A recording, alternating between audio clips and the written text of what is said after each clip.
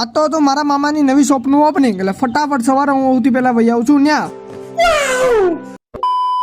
એની પહેલા આજની વ્લોગની સ્ટાર્ટિંગ થાય છે સવાર ઉઠીને. તો હેલો મિત્રો, ગુડ મોર્નિંગ. સવાર ઉઠીને ફટાફટ હું સૌથી પહેલા નાવા વહી જાઉં છું. એની પછી હું થઈ જાઉં છું તૈયાર. તો આજની ડે ની વાત કરું તો આજ છે 14 સપ્ટેમ્બર 2025 અને એની સાથે ડેલી વ્લોગ ની વાત કરી લઉં તો એ થઈ જશે 36. એની પછી તૈયાર થઈને સૌથી પહેલા બેસી જાઉં સવારનો નાસ્તો કરવા માટે. એની પછી ફટાફટ વહી જાઉં છું મારા બાને લેવા માટે એના ઘરે, કેમ કે એને આવવાનું હતું મારા મામાની દુકાન ઉપર. એટલે હું ફટાફટ વહી જાઉં છું ત્યાં. 10 થી 15 મિનિટ ગાડી આવીને પૂગું છું. ત્યાં તો મારા બા કઈ તૈયાર થયા નહોતા. પછી માંડ લઈને આવું છું પાછો મારા મામાની નવી શોપ ઉપર, કેમ કે એનું હતું આજ ઓપનિંગ. અને આ તમે જો સુરત ની અંદર મોટા વિસ્તારમાં રહેતા હો અથવા એના આસપાસના વિસ્તારમાં રહેતા હો ને હેન્ડલૂમ અથવા નાના છોકરાને કપડાની જરૂર હોય તો તમે આવી શકો છો આ દુકાન ઉપર, જેનું એડ્રેસ મેં અહીં આપ્યું છે. તો મસ્ટ બી વિઝિટ. એની પછી મારે જવાનું તો મારા ફુવાને મૂકવા માટે પાછું ન્યા, એટલે પાછો હું વહી જાઉં છું એને મૂકવા માટે. એની પછી ફટાફટ વહી આવું છું ઘરે અને ફટાફટ વહી આવું છું ધાબા ઉપર, કેમ કે મારે થોડાક વિડીયો રેકોર્ડ કરવાના હતા, એડિટ કરવાના હતા, કેમ કે બેકઅપમાં એક વિડીયો હતા જ નહીં. અને આજની વાતાવરણની વાત કરું તો એક નંબર હતું. એની પછી ફટાફટ વહી આવું છું નીચે અને બેસી જાઉં છું વાંચવા માટે, કેમ કે કાલ છે મારે પેપર રિસર્ચ મેથોડોલોજીનું. એટલે વાંચીને